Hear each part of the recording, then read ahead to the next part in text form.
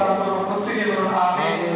সর্বপ্রথম কুরবানির ইতিহাস আপনারা জানেন, আমি কুরবানির ইতিহাস নিয়ে আলোচনা করব না, সংক্ষিপ্ত বিষয় আলোচনা করব।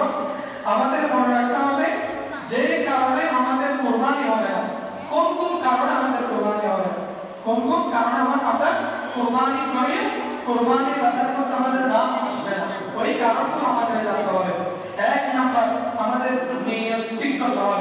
আমরা যারা কুরবানি দেব, আল্লাহর জন্য নাহার করব, কুরবানি দিব, এক নাম্বার আমাদের কি করতে হবে? নিয়ত। এক নাম্বার আমাদের কি করতে হবে? নিয়ত।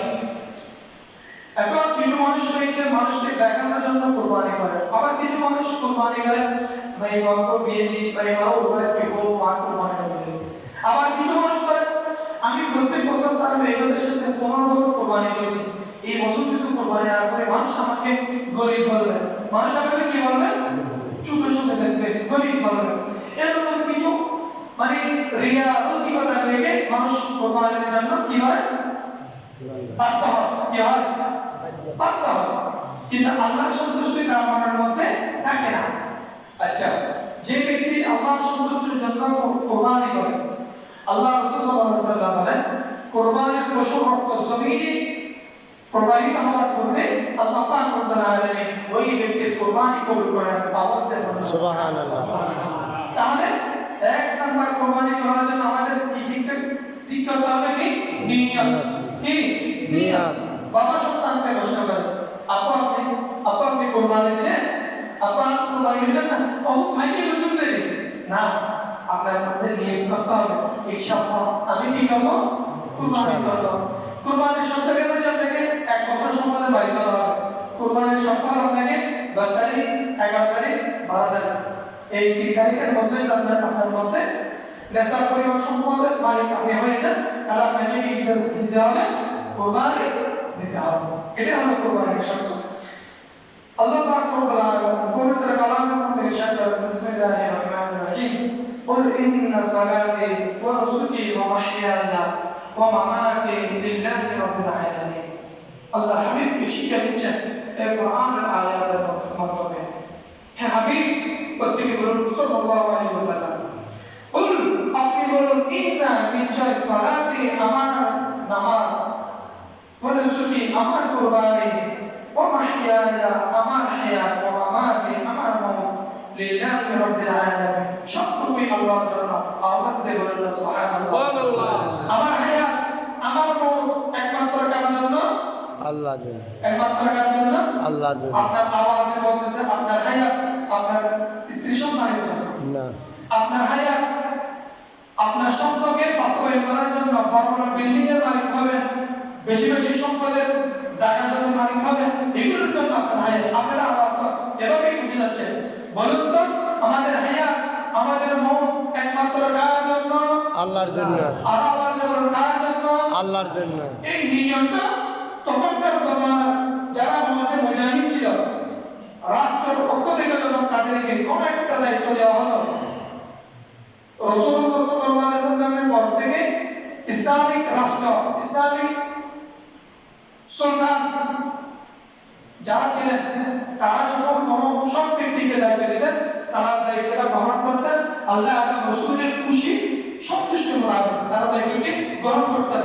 ততক্ষণ পর্যন্ত তিনি দায়িত্ব পালন করতেন যতক্ষণ পর্যন্ত আল্লাহ পাক রব্বুল আলামিন ওই ব্যক্তিকে শক্তি দিয়েছে, সাহস দিয়েছে, যোগ্যতা দিয়েছে, আল্লাহ পাক রব্বুল আলামিন তাকে হায়াত দিয়েছে, ততক্ষণ পর্যন্ত তিনি ইসলামী রাষ্ট্রের জন্য, ইসলামী খেলাফতের জন্য, ইসলামিক সালতানাতের জন্য তিনি যতক্ষণ পর্যন্ত কুরবানি হয় নাই ততক্ষণ পর্যন্ত তিনি প্রচেষ্টা চালিয়ে যেতেন। সুবহানাল্লাহ সুবহানাল্লাহ।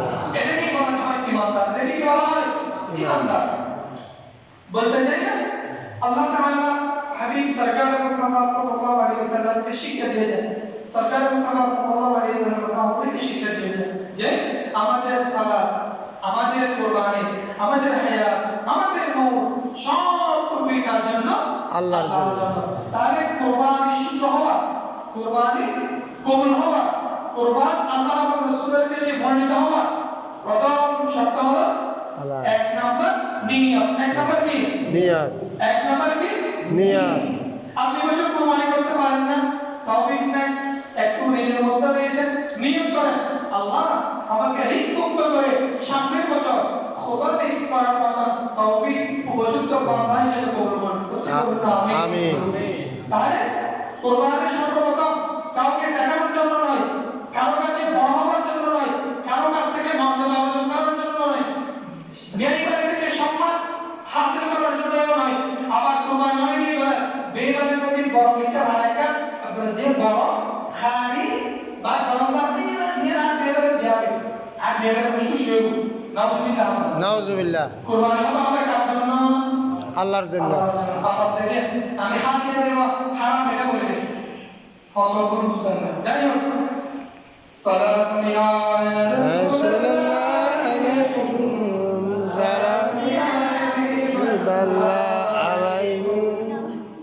দ্বিতীয় নম্বর ওই ব্যক্তির কুরবানি আল্লাহ পাক রব্বুল আলামিন কবুল করেন না যেই মানুষ হারাম উপার্জন দিয়ে কুরবানি করে।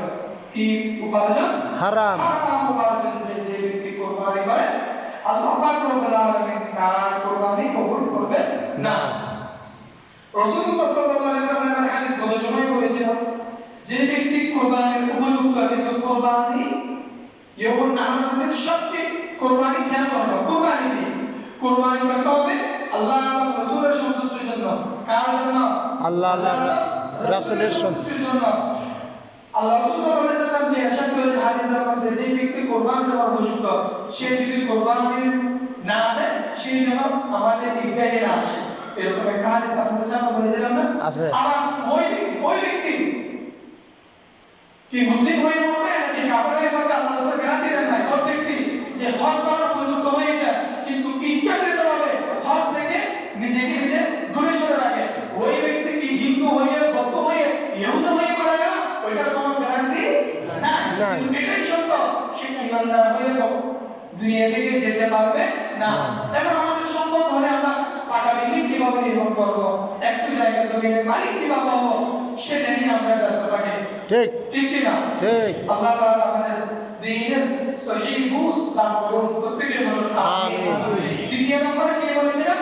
ওই ব্যক্তির কুরবানি কবুল হয় না যে ব্যক্তি হারাম উপার্জন দিয়ে কি করে? কুরবানি করে। আচ্ছা, হাবিল এবং কাবিলের কুরবানি দেওয়া প্রত্যেকটা বছর হুজুর আপনাদেরকে আলোচনা করেছে। যার কুরবানি কবুল হয় আসমান থেকে আগুন এসে তার কুরবানি কবুল করে ফুরিয়ে দেয়, এরকম না? আপনাদের হুজুর আলোচনা করেন এটা ইতিহাস বর্ণনা করতে বলে আমার সামনে প্রয়োজন আছে। যাই হোক, হাবিল এবং কাবিল কার কুরবানি কবুল হয়েছে? তৎকালীন বাবা আদম আলাইহিস সালাম উপস্থিত যারা হয়েছে একজন বেড়া কুরবানি দিলেন, একজন শিশু কুরবানি দিলেন, বেশি পণ্য কি গেল কুরবানি দিলেন, সবাই দৃষ্টি দিয়ে রাখো আসমান থেকে আগুন এসে কার কুরবানি কবুল করে। দেখে থাকি আমরা সবাই ইতিহাস সেটা বলে না? বর্তমান সিস্টেম ধরে থাকে যে আল্লাহর পক্ষ থেকে আগুন এসে কুরবানি কবুল করে নিয়ে যাবে। এরকম যদি আল্লাহ সিস্টেম যদি চালু রাখতো, যারা হারাম উপার্জন করে, দুর্নীতি করে উপার্জন করে, অবৈধ পন্থা অবলম্বন করে অর্থ উপার্জন করে, পরম্পরা করে দিয়ে মানুষকে দেখানোর জন্য, বড়লোক সাজার জন্য, বিত্তশালী নিজেকে বহিঃপ্রকাশ করার জন্য কুরবানি দিচ্ছে। যদি আমরা ওই জায়গায় ভিডিও করতে চাই, কাজ মোবাইল কবুল হয় তো কবুল হয় না, ভিডিও করতে থাকে কি করতে থাকে? ফেরেশতা কখন আসতেছে কার মোবাইল কবুল হয়ে নিচ্ছে। অনেক মানুষ হাই হাই নিজের হাত দিয়ে কোরবানির মধ্যে নিজের হাত দিয়ে মাটির মধ্যে মারতো না, আমার কুরবানি আমার আল্লাহ তাআলা কবুল হয় না, আমার ইনকাম হালাল না হওয়ার কারণে, আমার নিয়ত সহিহ না হওয়ার কারণে আল্লাহ তাআলা আমার কুরবানি কি হচ্ছে না? কবুল হচ্ছে না। আমার কথা কি ক্লিয়ার বুঝে গেল আপনাদের? তাহলে কুরবানি কবুল হওয়ার জন্য প্রথম শর্ত হলো আপনাকে নিয়ত সহিহ করতে হবে। দ্বিতীয় শর্ত হলো আপনাকে কুরবানি কবুল হওয়ার জন্য হালাল উপার্জন, বৈধ উপার্জন, যে হালাল এবং বৈধ উপার্জন দ্বারা কুরবানি করলে আল্লাহ রাব্বুল আলামিন কি করবেন? কবুল করবেন। তৃতীয় নম্বর, ওই ব্যক্তির কুরবানি কবুল হয় না যে শরীয়ত মোতাবেক জবাই করে না। যে শরীয়ত মোতাবেক কি করে না? শরীয়ত মোতাবেক চলে। কুরবানি নিজের কুরবানি নিজের হাতে জবাই করা উত্তম। নিজের হাতে নিজের কুরবানি জবাই করা কি উত্তম? উত্তম। তবে আপনি যদি শরীয়তের মাসালা মাসাইল এবং পশু কুরবানির পদ্ধতি যদি আপনার মধ্যে জানা না থাকে পশু দিয়ে কুরবানি করবে না। আপনি যিনি পশু জবাই করতে জানেন তাকে দিয়ে কি করবেন? পশু জবাই করাবেন। এখন কিছু মানুষকে দেখা যায় কুরবানির পশু জবাই করার পর আলাদা একটা ছুরি নিয়ে এর মধ্যে নাড়াচাড়া করে ছুরি চালায়। আপনাদের সমাজে দেখছেন এগুলো? আছে, দেখছি। খবরদার, এটা করা যাবে না।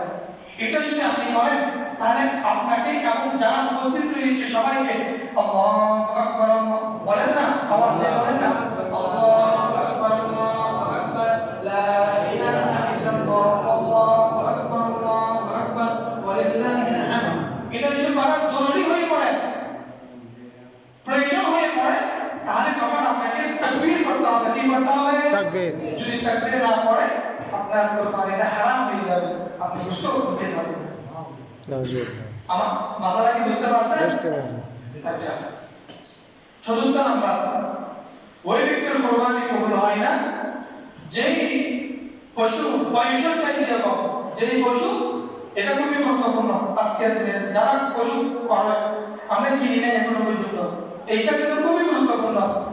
পশুর বয়স যদি গরু, মহিষ এগুলোর বয়স যদি 2 বছরের কম হয়, কয় বছরের কম?